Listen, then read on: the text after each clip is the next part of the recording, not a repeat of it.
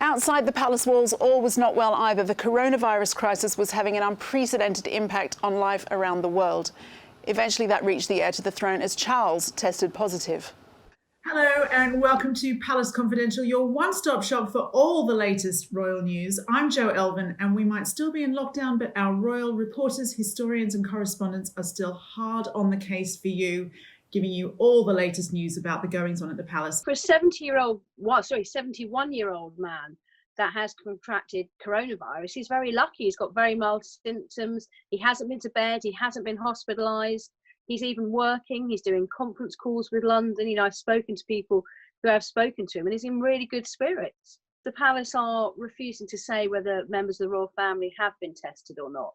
But we do know that Prince Charles's wife, the Duchess of Cornwall, has been tested, and that she has come up with a negative test. But obviously they are taking government advice very seriously because they're both in their 70s.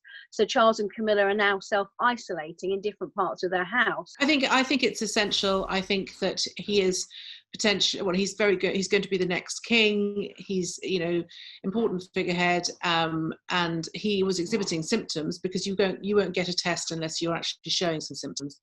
And of course, he might have had contact with the Queen.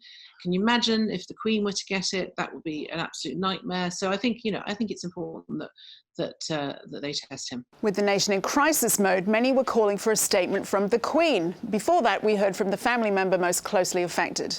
At such an unprecedented and anxious time in all our lives, my wife and I are thinking particularly of all those who have lost their loved ones in such very difficult and abnormal circumstances, and of those having to endure sickness, isolation and loneliness. You could hear that he was quite croaky still, but there's no doubt he's very much on the mend. He was kind of dressed up in proper business attire, and actually today he's undertaken his first official engagement, which is opening the new NHS Nightingale Hospital via video link from Scotland, where he's currently residing at Burke Hall, his Scottish home. So fortunately, it seems the rest of the royal family are in very good health.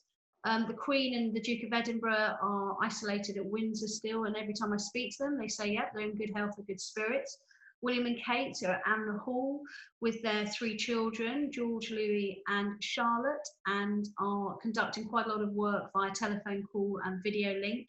Hello girls, are you sisters or are you friends? Sisters. You're sisters. And have you been busy as well this morning? Yes. What have you been doing? Oh wow, look at that. Look at your flowers, they're brilliant. I love them this. Wow, that's brilliant. Is that a little handbag? No. What's that? It's a Easter bag. Oh, it's an Easter bag, sorry. It looked like a little handbag. But with the virus becoming more serious by the day and everyone except key workers stuck at home and our NHS feeling immense strain, Her Majesty was called upon to try to give the nation a boost. She has spoken to the nation in times of war, in times of public grief and in times of personal loss. But the address the Queen gave to the country from Windsor Castle this week came in the midst of a crisis that has affected not just the whole world, but her own family too. We will succeed, and that success will belong to every one of us. We should take comfort that while we may have more still to endure, better days will return. We will be with our friends again. We will be with our families again. We will meet again. I thought there was some sort of extra poignancy to the fact that, as she was delivering it, Boris Johnson was being taken to hospital to intensive care. I think that people said that it detracted from the speech, but actually I don't think it did. I think it sort of, in a funny kind of way, made it even more timely. Yes, we've had, obviously, the heir to the throne, Prince Charles, has suffered from coronavirus, even if in a mild way.